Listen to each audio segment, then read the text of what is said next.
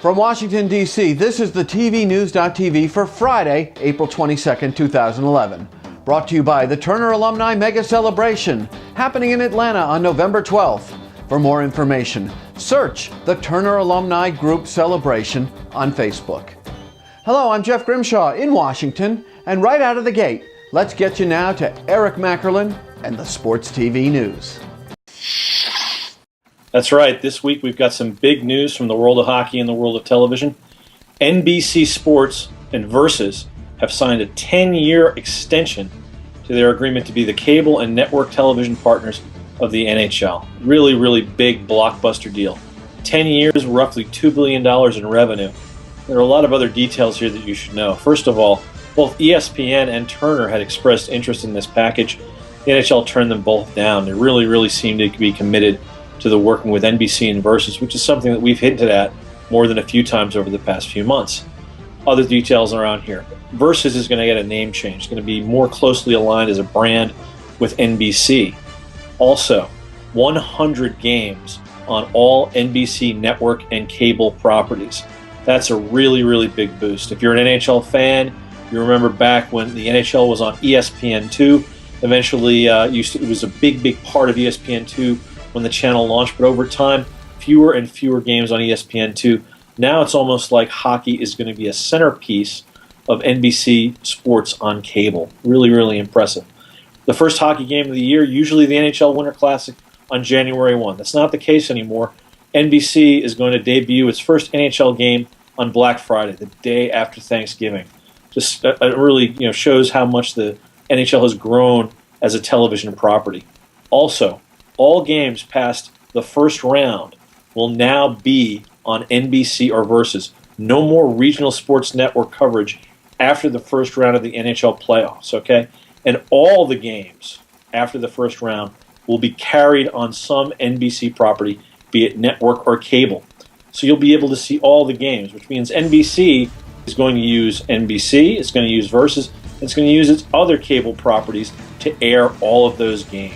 Really, really an incredible commitment from NBC. Again, one that we've been handing out for a while. NBC stiff arms ESPN.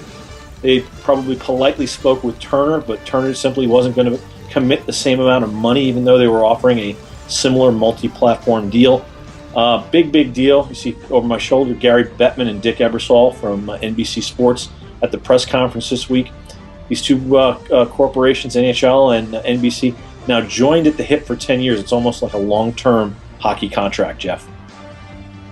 Saturday, November 12th, the Turner Alumni Group Celebration happens at the Hilton Atlanta. All Turner employees, past and present, are invited to join special honored guest Ted Turner, host Bill Tush, plus all of your Turner colleagues and pals for a mega event that's been 3.5 decades in the making. For information and registration, head on over to the Turner Alumni Group Celebration page on Facebook.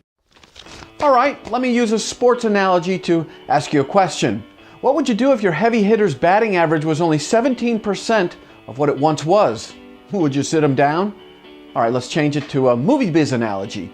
What would you do if your anticipated hit movie was grossing only 17% of what it did in its opening weekend? Would you pull it from the theater? One last chance from a personal finance angle. What would you do with a stock that now had a value of 17% of what you bought it for? Would you dump it?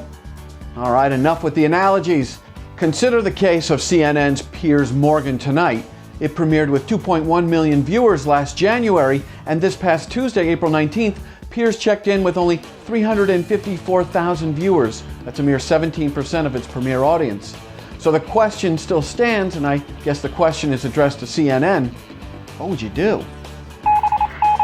And finally, cable, satellite, and fiber TV have been chirping, and with pretty good reason, lately that any kind of cord cutting has effectively been dead-ended.